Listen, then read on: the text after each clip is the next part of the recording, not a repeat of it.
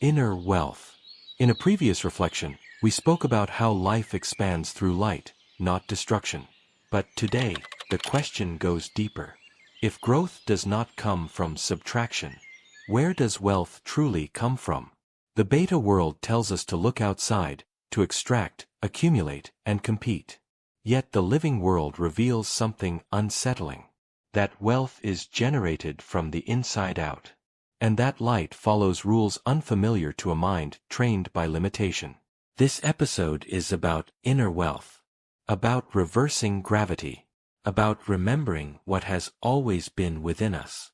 Because maybe the problem was never the lack of resources, but the forgetting of our own wings.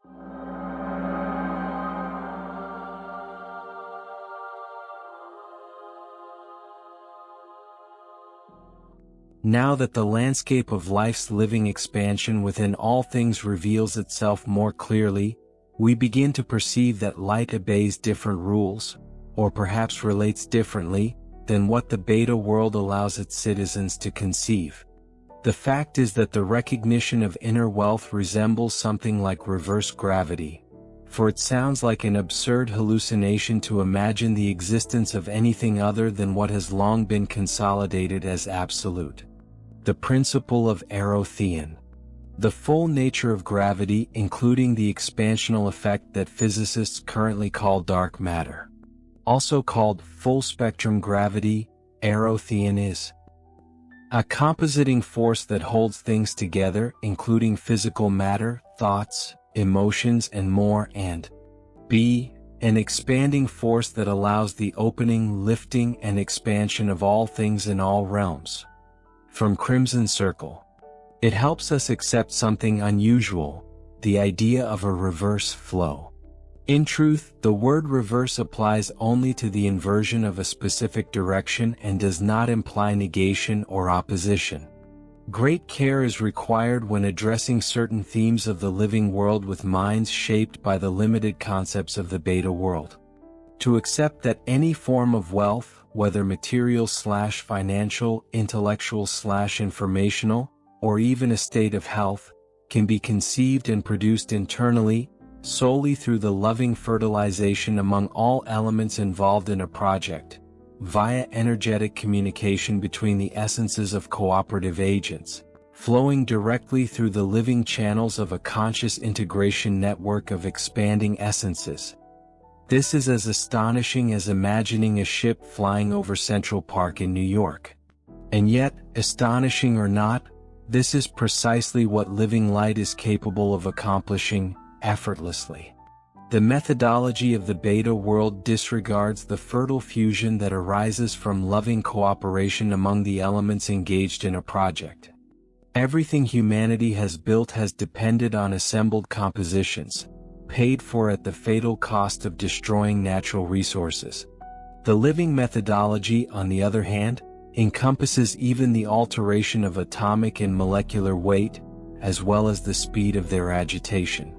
It astonishes with original catalysts that accelerate subatomic fusions, enabling instantaneous materializations that may also revert to previous physical states or transform to assume new forms, flowing freely across the periodic table, dismantling all known limits. Well, it is not enough to merely announce the existence of the butterfly. One must cross the process of metamorphosis and stop crawling. And that is where the purpose of this note begins. How many caterpillars have grown wings and are now coloring the spaces between flower pollen? How many plants, once sterile, began to bear fruit thanks to the generous fertilization carried out by caterpillars that once only destroyed leaves? Has any lepidopterist ever calculated the percentage of caterpillars that die before discovering their own wings? Does anyone know what a caterpillar must do to guarantee its right to fly?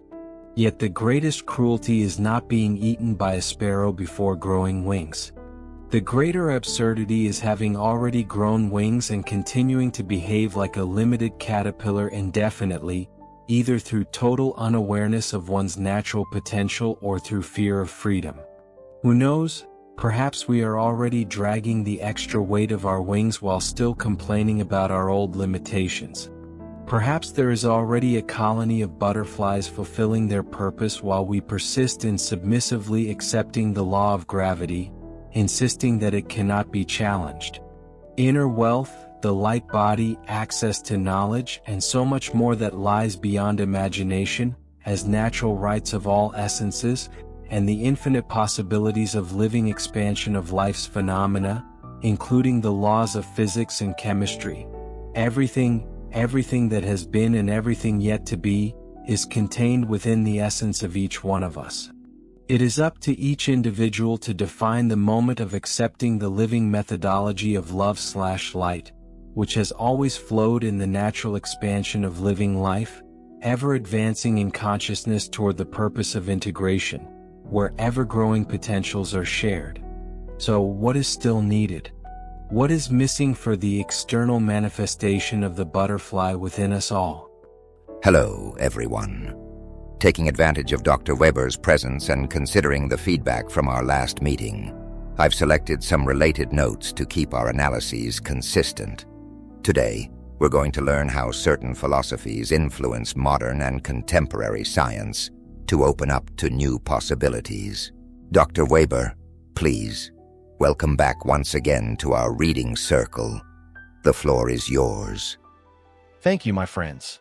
I've been following the publications from these meetings from Europe, eager for my opportunity to participate again. As a scientist, it gives me great satisfaction to share the knowledge of my peers. There's a lot of serious research that deserves to reach a wider audience for the public good, and here we have a chance to offer it simply and accessibly to most people. Let's get started. In the last analysis, we were able to observe the convergence of Dr. Federico Fagin's theory with Old Billy's thought. Now allow me to bring the focus to Dr. Henri Bergson, October 18th, 1859 to January 4th, 1941. Bergson is known for his arguments that processes of immediate experience and intuition are more significant than abstract rationalism and science for understanding reality. Bergson was awarded the 1927 Nobel Prize in Literature in recognition of his rich and vitalizing ideas and the brilliant skill with which they have been presented. But I won't monopolize our meeting. Ava will also present some converging thought from Dr. Rupert Sheldrake, and Brian will provide the perfect closing with a view on alchemical traditions. And I promise you, we won't be boring. Inner Wealth, a Bergsonian reading with living extensions. At the heart of Inner Wealth lies a fundamental philosophical inversion. Life does not expand by rearranging inert parts, but by creating from within. This is precisely where Henri Bergson becomes not just relevant, but essential. Bergson and the error of measuring life as matter. Henri Bergson warned that modern thought commits a crucial mistake. It applies the logic of inert matter to living processes. For Bergson, intelligence, as shaped by survival and utility, excels at dividing, measuring, fixing, and extracting. But life, in its living reality, does none of these things. Life flows. Life creates. Life invents itself as it goes. This distinction appears clearly in Inner Wealth through the contrast between the beta methodology, which demands destruction, extraction, and cost, and the living methodology, which operates through fertilization, cooperation, and metamorphosis. The beta world asks, what must be removed so that something else may exist? The living world asks, what can be combined so that something new may emerge? This is pure Bergson, Elan Vital, and Inner Wealth. Bergson names the creative impulse of life Elan Vital, not a substance, not an energy in the physical sense, but a direction of creation, an inner thrust toward novelty. Inner Wealth describes this same movement when it affirms that wealth can be generated internally. Light follows different rules, and expansion does not obey the gravitational logic of limitation. The metaphor of reverse gravity is not poetic exaggeration. It is a direct challenge to the assumption that life must always move downward, dissipate, or consume itself to progress.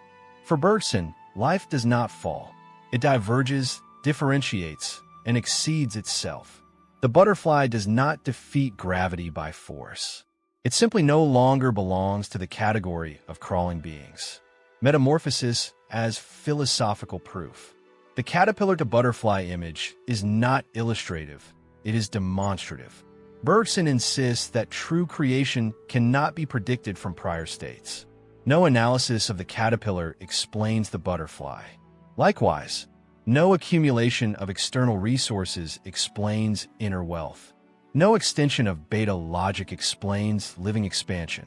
The tragedy described in the text, caterpillars dying before discovering their wings, or worse, butterflies crawling out of fear, is Bergson's critique made existential. It is not ignorance that imprisons us. It is the habit of thinking life through non-living categories. Sheldrake as a complementary scientific echo. Where Bergson offers philosophical grounding, Rupert Sheldrake offers a contemporary scientific resonance. Sheldrake's theory of morphic resonance suggests that forms and behaviors are not created in isolation. A learning and transformation access shared informational fields.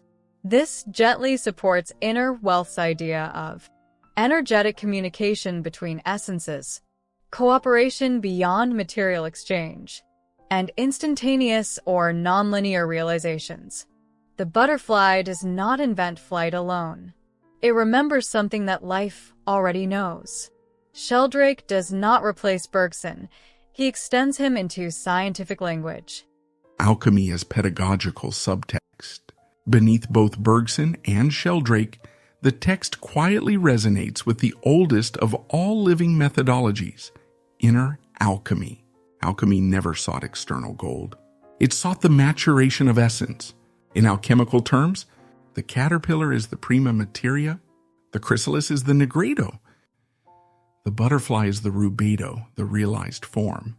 Inner wealth revives this tradition without mythologizing it. Transformation precedes manifestation. Light is not added, it is revealed.